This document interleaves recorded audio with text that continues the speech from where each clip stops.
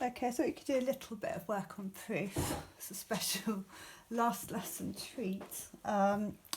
This will really help you actually going into next year if you've done a little bit of this now. We were meant to do it earlier on, so then we've covered everything we were meant to have covered, which makes me feel much better as well. Just one thing about proof is, officially, if you're proving something, you should work with the left-hand side and change it into the right-hand side. If it is a show that question, then you can work with both sides of the equation at the same time. So normally you might think, oh, I could times right through by sine x, but you can't do that in this one because it's a proof. So I can only work with the left-hand side. So I have 1 over sine x, and again, we're just using the two trig identities. So the only thing you can use at the moment, there'll be much more you can do next year, but you know that sine squared plus cos squared is 1, and tan x equals sine x over cos x. It doesn't matter whether you're in radians or degrees for these questions as well, just to make it clear. So I've got on the left hand side sine x and tan x, and on the right hand side I've got cos x and sine x, and I've got two fractions here, I've got one fraction here, so I need to be able to combine them together. So it would make sense if the first thing I do is change that tan x into sine x over cos x. So I'm introducing cos and sine. Then I want to tidy that up a little bit.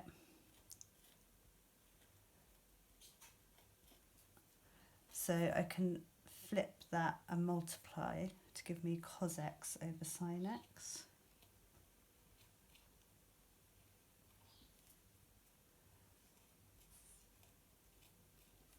To there.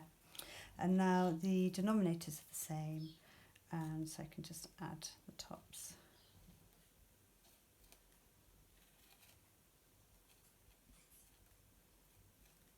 And that's what we're looking for. So you morph the left-hand side into the right-hand side. Right, I'll do another one. So this is similar-ish. So on the left-hand side I've got two fractions, right-hand side I've got one fraction. This is over sine x cos x, so I need to combine those fractions together. So my lowest common multiple of sine and cos is going to be sine x cos x. So if I times top and bottom of this one by sine x,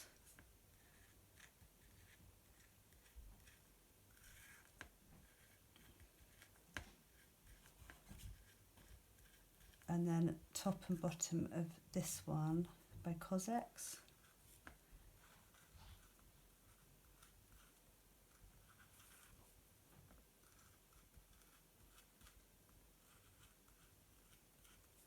and then I've got denominators the same, so I can add the numerators together.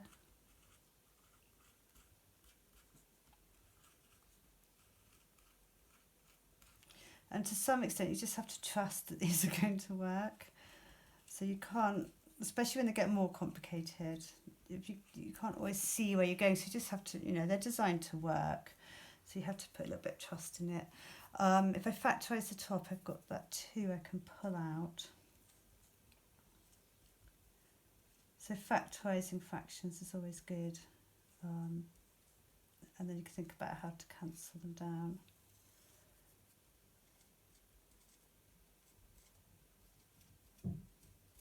And then sine squared plus cos squared is 1. So that goes to 2 over sine x cos x as required.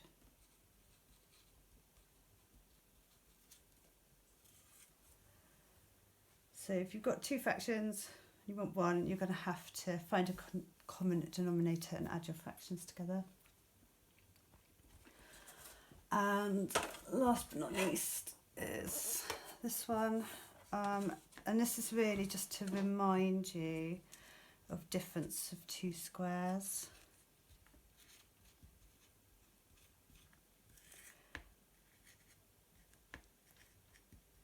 So in a show that question, you could multiply the right hand side by this denominator and multiply it out and show the two sides equal each other. In a proof, you have to just work with the left hand side.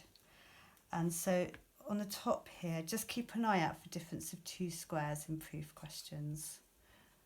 That's my main reason for setting this one, because they do come up a little bit. So if you've got difference of two squares, then think about factorising. So this is going to go to 2 minus sine x, 2 plus sine x.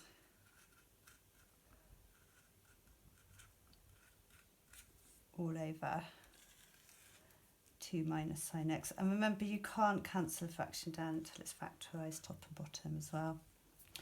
So they divide out and you're left with 2 plus sine x.